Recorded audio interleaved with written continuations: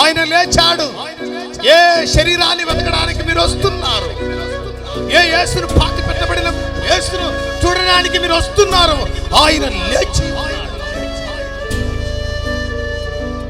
ఏ విధంగా అయితే ఆయన లేచాడు అదే విధంగా ఆయన రాబోతూ ఉన్నారు.